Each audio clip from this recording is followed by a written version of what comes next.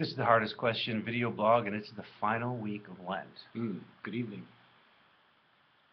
I got you some nard. Good. You know, it's from the Himalayas. No, this is something interesting that I learned from our new senior contributing editor, and this is a great contribution. He told me that nard mentioned here is from the Himalayas. Himalayas. Himalayas. or the Himalayas. The Himalayas. Yeah, so how did they get it from the Himalayas? That's why it was so expensive. Oh, yeah. So Costly. That's some... People had to nard. bring it on wagon trains. Yeah. Yeah. Nard for sale.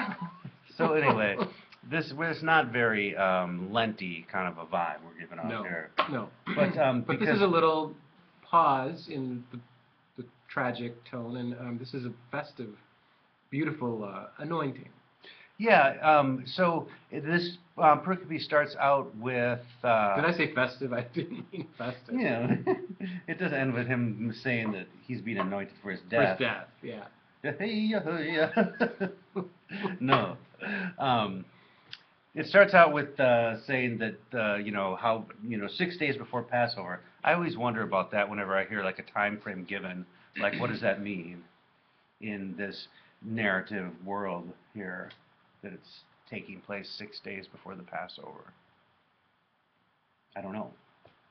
I bet somebody does. But I would, if I was preaching on this, I would explore that. It's a big clue. It's a clue. Yeah, it's a clue. I would explore that question. Go with that. For sure. Explore that. And they're at the home of Lazarus, which he, has been raised from the dead. Right. So that's kind of... That's big. That's big. That's another clue. And then, so then we have this whole idea of Mary, right? And she's often just... people mix up their Marys, don't they? Yeah. Yeah. Yeah. So I think in Luke, they say this is Mary, a woman from the city. Or maybe they don't even say it's Mary. I think they say a woman from the city in Luke's version of this story, which people think, oh, yeah, prostitute.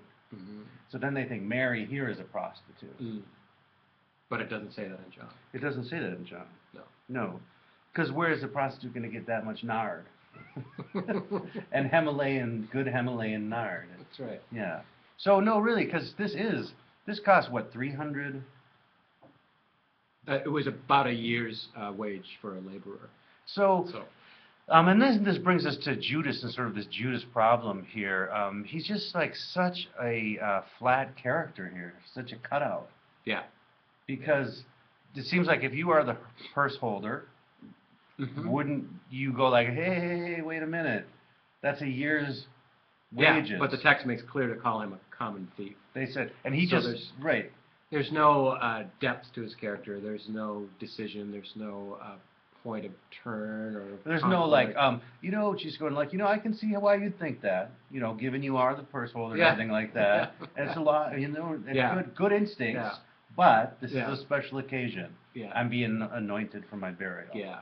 But just know, the text just says he thinks that because he's a thief. And yeah. So what is John up to making, maybe John has something bigger in mind than character development. Right. Sketches. And certainly, the symbolism, the symbol system in John is amazing and rich and deep. But especially when you think about the anointing, because the anointing of kings, you anoint their head with oil, right? And here she's anointing his feet. Yeah. Okay, because his glory is not being elevated here, but his glory is on the cross and suffering and dying. So it's that direction, right? Beautiful. Yeah. Beautiful. Then there's the question here. I think this is like, if you're like this question, what really trips a lot of people up, a hard question in this text, is how it ends. When Jesus finally says, don't sell this and give the money to the poor, because the poor you will always have with you. She's anointing me for my burial. You'd think if the point was the poor you will always have with you, then you should give money to them. Yeah, what kind of a saying is that? Yeah. People have abused this over the years, like, the poor you will always have with you, so you You don't even have to abuse it. Yeah. It's a hopeless... It's true. It's a hopeless saying. Yeah. The poor you will always have with you. what exactly does that mean? And What does where, it mean? That is a hard question. yeah, and it's like, where's the hope? So this, as we move towards resurrection here, Mm-hmm. he's being anointed for his burial, and as we move towards resurrection, how are we preaching that? Like, hey, look, most of us, we're probably going to be okay. The poor we will always have with us. I feel bad for them, but I think our God reigns. Yeah. Yeah. So I think maybe the hardest question is right there, the poor. Yeah. What does that mean Yeah.